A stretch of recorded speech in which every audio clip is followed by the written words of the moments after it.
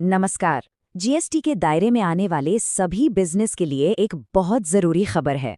अक्टूबर 2025 से जीएसटी के invoice management system यानी आईएमएस में कुछ काफी बड़े और जरूरी बदलाव होने जा रहे हैं। तो चलिए जरा डिटेल में समझते हैं कि आखिर ये बदलाव है क्या और इनका बिजनेस पर क्या असर पड़ने वाला है।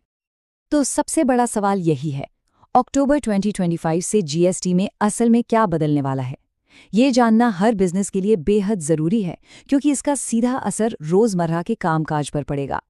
सरकार ने जो नई एडवाइजरी जारी की है उसके हिसाब से कुल मिलाकर 3 बड़े अपडेट्स आने वाले हैं और आज हम इन्हीं 3 बड़े बदलावों को एक एक करके समझने वाले हैं।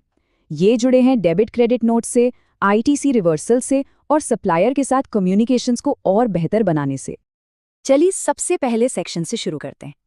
पहला और शायद सबसे अहम अपडेट डेबिट और क्रेडिट नोट्स को हैंडल करने के तरीके से जुड़ा है।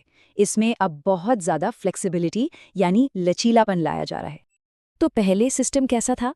देखिए, डेबिट या क्रेडिट नोट के लिए बस 2 ही रास्ते थे, या तो एक्सेप्ट करो या रिजेक्ट, और अगर कोई एक्शन नहीं लिया तो सिस्टम अपने आप ही उसे एक्सेप्टेड मान लेता था। पर अब एक तीसरा और मैं कहूँगी एक बहुत ही ज़रूरी ऑप्शन जोड़ दिया गया है कि पेंडिंग यानी लंबित रखें। ये उन मुश्किलों का हल है जहां बिजनेस को डिटेल्स वेरीफाई करने में थोड़ा और वक्त लगता था। लेकिन एक बात ध्यान रखने वाली है, ये जो लंबित रखने का ऑप्शन है ये हमेशा के लिए नहीं है। इसकी एक समय सीमा तय की गई है जो इस बात पर निर्भर करेगी कि टैक्स पेयर अपनी फाइलिंग कब कब करता है। मतलब जो लोग हर महीने रिटर्न फाइल करते हैं उन्हें पेंडिंग नोट पर 1 महीने के अंदर अंदर फैसला लेना होगा, और जो हर तिमाही में फाइल करते हैं उन्हें इसके लिए पूरी तिमाही का समय मिलेगा। और हाँ, अगर इस समय में कोई एक्शन नहीं लिया गया तो नोट ऑटोमेटिकली स्वीकृत यानी एक्सेप्टेड मान लिया जाएगा।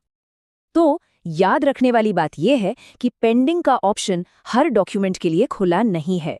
ये सुविधा सिर्फ कुछ खास मामलों में ही मिलेगी, जैसे कि क्रेडिट नोट्स या उनमें किए गए कुछ खास तरह के बदलावों के लिए, जैसा कि एडवाइजरी में साफ साफ बताया गया है। चलिए अब आते हैं दूसरे बड़े बदलाव पर। ये इनपुट टैक्स क्रेडिट यानी आईटीसी को मैनेज करने के तरीके को और भी सटीक बनाने वाला है। अच्छी बात यह है कि अब ये काम सीधे आईएमएस में ही हो पाएगा। इस नए तरीके का नाम है रिकॉर्ड वार रिवर्सल। पहले क्या होता था, आईटीसी की कुल रकम को बाद में जीएसटीआर 3B फॉर्म में रिवर्स करना पड़ता था, लेकिन अब हर एक इनवॉइस के लेवल पर ही आईटीसी को सीधे आईएमएस में कम किया जा सकेगा। ये एक ज्यादा सटीक तरीका है जिससे गलतियों और मिसमैच की गुंजाइश काफी कम हो जाएगी।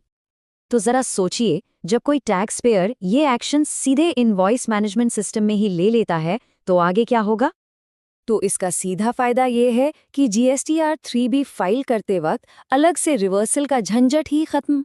इससे पूरा प्रोसेस आसान हो जाता है और गलती की गुंजाइश भी कम हो जाती है। सीधी सी बात है, जो आईटीसी क्लेम ही नहीं किया गया उसे बाद में रिवर्स करने की जरूरत ही क्या है।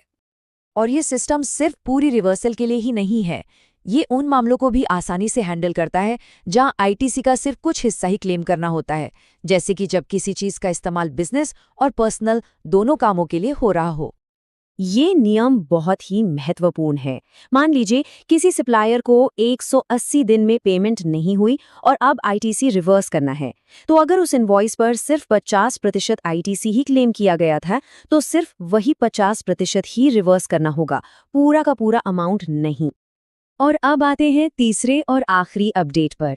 ये सुनने में शायद छोटा लगे, लेकिन रोज के काम में होने वाली गलतफहमियों को दूर करने में ये बहुत बड़ा रोल निभा सकता है। प्रोसेस बहुत ही सीधा साधा है। अब किसी भी रिकॉर्ड को रिजेक्ट करते समय एक रिमार्क्स का बॉक्स मिलेगा जिसमें रिजेक्शन की वजह लिखी जा सकती है। मिसाल के तौर पर अब ये लिखा जा सकता है कि इनवॉइस की रकम परचेज ऑर्डर से मैच नहीं हो रही है। इससे सप्लायर को फौरन पता चल जाएगा कि गड़बड़ कहाँ है। इससे दोनों पार्टियों के बीच कम्युनिकेशन गैप खत्म होगा और सुधार भी जल्दी हो सकेगा। तो हमने तीनों बड़े बदलावों को समझ लिया है। अब चलिए फटाफट से इन मुख्य बातों को एक बार फिर से देख लेते हैं ताकि सब कुछ बिल्कुल साफ हो जाए। तो संक्षेप में कहें तो ये 3 बदलाव ला रहे हैं।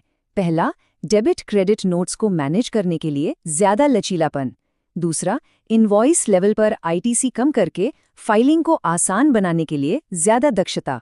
और तीसरा, रिजेक्शन का कारण बताकर सप्लायर के साथ कम्युनिकेशन गैप को भरने के लिए बेहतर स्पष्टता। आखिर में एक सवाल जो सोचने पर मजबूर करता है, क्या सिस्टम में किए गए ये सुधार जमीनी स्तर पर वाकई जीएसटी के अनुपालन और फाइलिंग की प्रक्रिया को आसान बना पाएंगे?